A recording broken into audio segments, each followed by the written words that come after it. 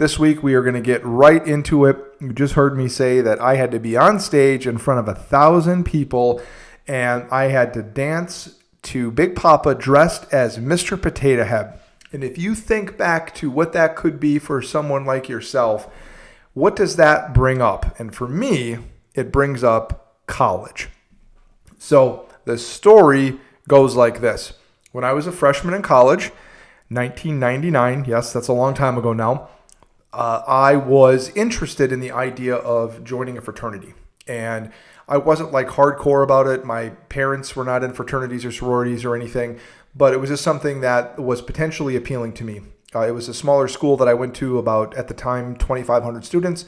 And I thought it might be a neat way to kind of get involved, get to know people, because it was a new experience for me. And I am an only child. So I was like, hey, I'm going to have a roommate, meet some friends, maybe join a fraternity, meet some friends, and kind of get the college experience going.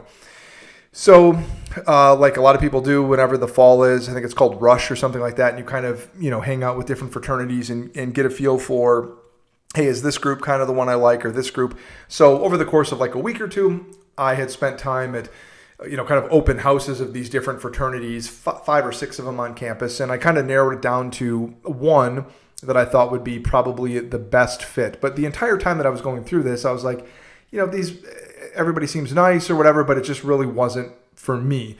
So the one I decided on was kind of like the least worst choice, which is never a good way to make a decision. But I was like, okay, I'll give these guys a try. So there was kind of like an extended period where you could spend time with them and kind of do some things. And I remember one of the first things that we had to do to kind of begin this formalized rush process, and it wasn't pledging yet, it was somewhere in the middle. We were in a room or like in a lobby outside of a classroom in one of our campus buildings. And one of the existing members of the fraternity, there was a couple of us, and he gave each of us an article and said that we have to memorize it in the next 5 or 7 minutes, and then we have to come in and recite it. And I was like, okay, this is weird. I'm like, all right, it's just some hazing thing or whatever, but okay. And it was just like a regular article in the newspaper about something. So I remember like, sitting there at 18 years old, and I'm like reading this, and I'm like, oh my God, I got to memorize this, just being oblivious to the reality of the world. And then I went in the room, and the guys that were in there that were members of the fraternity were just asking me questions about myself and growing up and why I wanted to be in the fraternity. And never once was the article even brought up or whatever. It was just like a thing to keep us occupied. And I remember leaving there thinking, like, number one, I was dumb to think that it would be anything other than that. And number two, like, what? Like, what is that? What a waste of time. Like, if you're having me wait, wouldn't it be better to maybe have like information about your fraternity so I could read on like your history or the existing members or something like that? But no, instead I was sitting there memorizing some stupid article.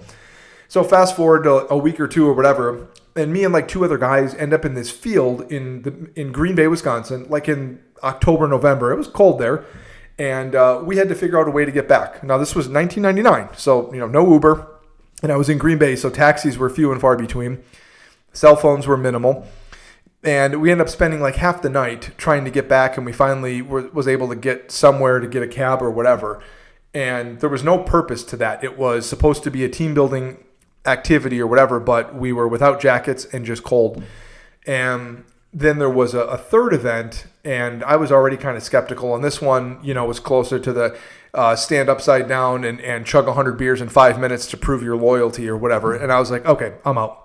So a couple of weeks later, somehow me and a few other guys that got to know each other ended up stumbling upon a room and kind of were all hanging out together. And one of the guys had an idea about starting our own fraternity.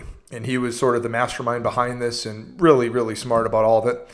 And long story short, me and 5 or 6 other guys started our own fraternity because we had all felt the same way. We went through this rush and kind of this dating period with all these different fraternities, and all of us kind of walked away with the same experience and the idea of like, hey, we like the concept of a group of guys, being together, doing volunteer stuff, doing things on campus, being involved in the community, but we weren't a big fan of the hazing.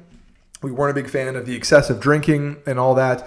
So we ended up starting our own fraternity, and we got laughed out of the room by every single fraternity and sorority that was on campus, and we got just berated, made fun of, put down. We'd put up posters to like ask people if they wanted to come to one of our meetings, and other people would take them down. And just like that really to me showed me that we made the right decision, because we were all going to potentially join one of those other fraternities, and the way that they dealt with competition or somebody saying no thank you to them was to try to damage those people if they tried to build their own thing. So that was a good eye-opening experience. But we ended up starting our own fraternity, and we were within 1 year the fastest growing fraternity, I believe, in the entire Midwest, certainly on our campus. We went from like 0 to 30 members. We tried to keep it somewhat small, and we went from $0 to being the most well-funded group in the entire campus, because we landed the concession stand gig at Lambeau Field for the Green Bay Packers. So we had 8 home games plus playoffs where we were working concession stands, and then we were getting several $1,000s a game as a group.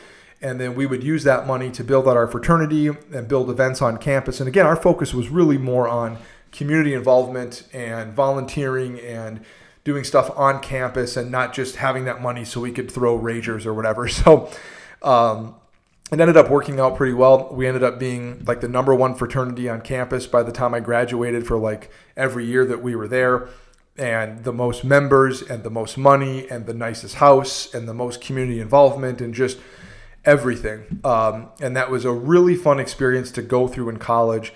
And looking back, it taught me a very valuable lesson.